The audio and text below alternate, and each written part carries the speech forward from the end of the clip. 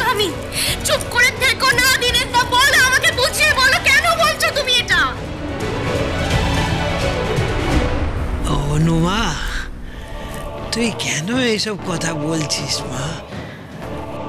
খুবই বাজে ব্যাপারটা হচ্ছে। প্রমাণ ছাড়া এসব কথা কি করে কেউ বলতে পারে? প্রমাণ তো আছেই বদ্রি কাকা। তাহলে আজকের দিনে মানে আমার মেয়ের বৌভাতের অনুষ্ঠানের পর আমি এই নিয়ে কথা তুলি? যে মেয়েটা আমাকে সব সময় পরিবারের সবার সামনে ছোট প্রমাণ করতে চেয়েছে, আমাকে অপমান করেছে, শুধু তাই নয়, আমি মা হিসেবে আমার দায়িত্ব পালন করেছি কিনা, এই পরিবারের প্রতি আমি দায়িত্ব পালন করেছি কিনা সেই নিয়ে প্রশ্ন তুলেছে, আঙুল তুলেছে, সেই মেয়েটা নিজে যে কত বড় ফ্রড সেটাই আমি আজ প্রমাণ করব। আর ও যে নিজের কার্যসিদ্ধির জন্য বেকেকে বিয়ে করেছে তা নয়, ওর উদ্দেশ্য আরো খারাপ, খুব খারাপ, আর সেটাই এই ছেলেটা প্রমাণ করবে। কি কি বলেন আপনি? কে প্রমাণ করবে?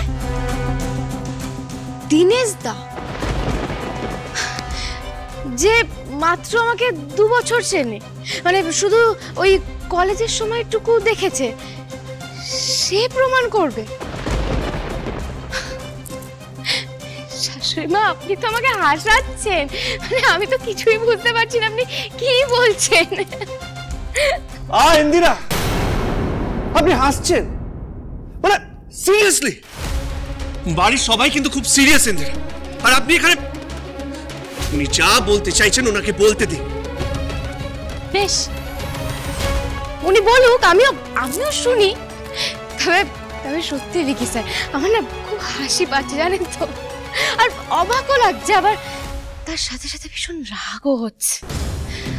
আপনার মা, না না না, আমি ভুল বললাম, আপনার মা, আপনার সৎ মা আমার।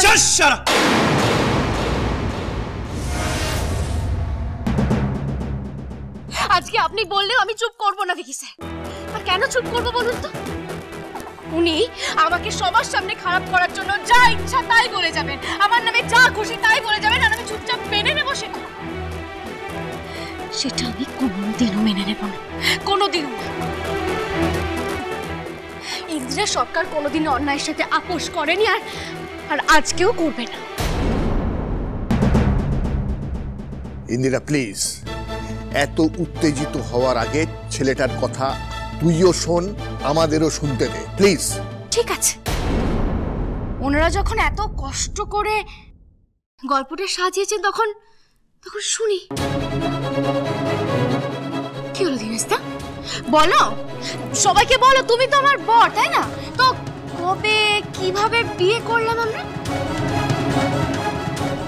চুপ করে থেকো না দীনেশ দা, সবাইকে বলো। ইন্দিরা, রাগ করো না ইন্দিরা। দেখো, আমি তোমার ভালো চাই বলেই তোমার খোঁজ করতে এসেছিলাম। কলকাতায় এসে তোমার খোঁজ করতে করতে আমার সঙ্গে ওনার দেখা হলো। আমি তখন ওনাকে সবটা বললাম। উনি সব শুনে আমায় বললেন যে উনি তোমাকে চেনেন, উনি আমাকে এখানে আসতে বললেন। আচ্ছা, সব বললে তো কি কি বললে শুনি? মানে এটা বললে যে তুমি আমার বর? যেটা সত্যি সেটাই বলেছি ইন্দিরা, এটা তো মিথ্যে নয়। বিএড পড়াকালীন আমরা প্রেমের স্বীকৃতি দিয়ে একে অপরকে বিয়ে করেছিলাম।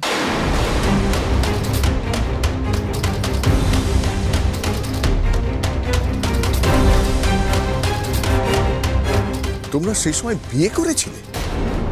উনি যেটা বলছেন সেটা শুনে তুমি হাসছো? তুমি বুঝতে পারছো উনি কত বড় কথা বলছেন? পারছি কাম্মা। বৌদি ভাই, তুমি বলে দাও না যে ওই লোকটা যা বলছে সবকিছু মিথ্যে। একেবারে, ও যে সত্যি কথা বলছে তার কি প্রমাণ আছে? আমার কাছে সেই সমস্ত প্রমাণই আছে। সেই সব কিছু দেখার পর অন্তত ইন্দিরা আমাদের সম্পর্কটা অস্বীকার করবে না। ইন্দিরাকে যে আমাকে কোনোদিন এই রূপে দেখতে হবে আমি স্বপ্নেও ভাবিনি। আসলে ওর এই বাড়িতে আসার পেছনে একটা উদ্দেশ্য ছিল, সেটা আমার কাছে পরিষ্কার হয়ে গেল। পরিষ্কার হয়ে গেল, তাই না? কিন্তু আমার কাছে তোমার উদ্দেশ্যটা একদম পরিষ্কার হচ্ছে না দীনেশ দা। আচ্ছা ঠিক আছে, সেসব নয় পরে শুনবো, আগে প্রমাণটা দেখাও, দেখি এই জালি সার্টিফিকেটগুলো কোথা থেকে ঠিক কিভাবে বার করেছো? তা কি কি এনেছো? জালি ম্যারেজ সার্টিফিকেট, তাতে আবার আমার সই নকল করা, তাই তো? কই দেখাও, সবাইকে দেখাও দেখি। কোন কালে সেই দুটো নোট দেওয়ার সম্পর্ক ছিল, সে নাকি তার বর হিসেবে গল্প বানিয়ে বাড়িতে চলে এলো। দেখাও দেখি তোমার কাছে কি কি প্রমাণ আছে। হ্যাঁ হ্যাঁ দেখাচ্ছি।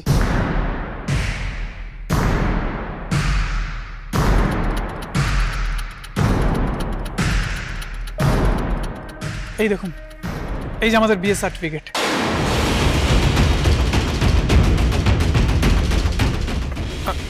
আর এই যে আমাদের বিয়ের ছবি।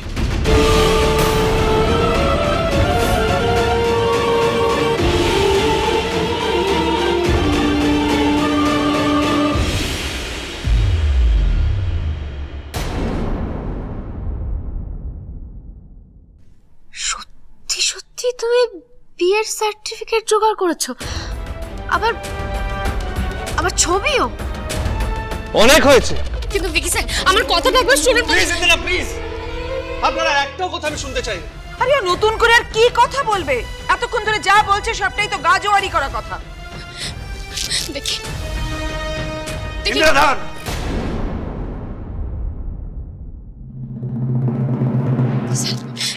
কি দেখবেন আপনি? এগুলো নিশ্চয়ই আপনার আগেও দেখা। এবার প্লিজ আমাদের দেখতে দিন একটু।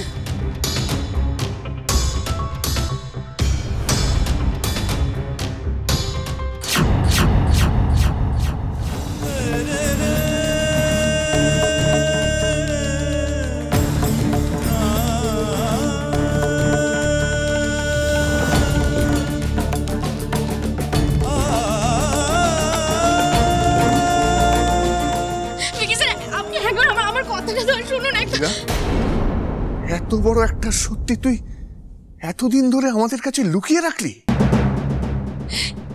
জেঠুমণি, এগুলো সত্যি না, এগুলো মিথ্যা। Please Indira, please. এত কিছু দেখার পরও আপনি কিছু বলার বাকি আছে? ভিকি স্যার, এগুলো সব মিথ্যা। আপনারা কেন বুঝতে পারছেন? এগুলো সবই অনন্যা চ্যাটার্জি সাজানো, সব মিথ্যে। কেন বিশ্বাস করছেন না আপনারা আমার কথা? ভিকি, আমি কিন্তু এটা এক্সপেক্ট করিনি, একদম করিনি। এই ছেলেটা যখন আমাকে ইন্দিরার ব্যাপারে কথাগুলো বললে আমি ভেবেছিলাম যে সবটা ভুল, মিথ্যে। আমি পুরোটা কিন্তু বিশ্বাস করিনি। এখন তো দেখছি না, ও তো মিথ্যে কথা বলেনি।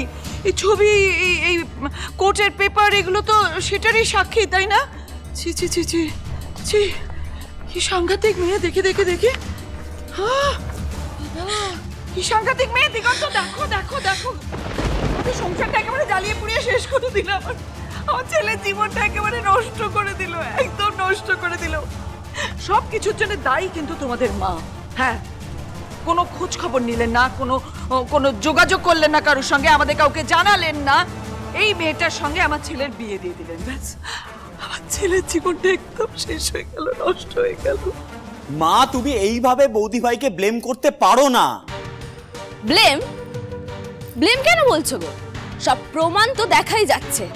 ইন্দিরার দাভাইয়ের আগেও একটা বর ছিল, তাই তোমরা জেম্মাকে বকছো কেন? আবির, চুপ করে। আচ্ছা জেম্মা, আমি বলছিলাম যে এই কাগজগুলো যে আসল, তার তো কোনো প্রমাণ নেই আমাদের কাছে। হ্যাঁ, কিন্তু নকল সেটারও তো প্রমাণ নেই বাবা, তাই না? আমি বুঝতে পারছি যে আমাদের সকলের এটা মানতে ভীষণ অসুবিধে হচ্ছে যে ইন্দিরা বিবাহিত ছিল ভিকিকে বিয়ে করার আগে, কিন্তু যে কোর্ট পেপার, এই ছবি, এগুলো তো মিথ্যে নয়, এগুলো তো সত্যি। এগুলোই তো প্রমাণ যে এতদিন ধরে এই মেয়েটা এই সত্যিটা আমাদের সকলের কাছ থেকে দূরে সরিয়ে রেখেছিল, কাউকে জানতে দেয়নি, কাউকে না। আমার অত সামর্থ্য নেই যে আমি জাল কাগজপত্র বের করতে পারবো। কি হলো ইন্দিরা? এইবার আপনি চুপ করে গেলেন কেন? আপনার হাসি থেমে গেল কেন? বলুন ইন্দিরা।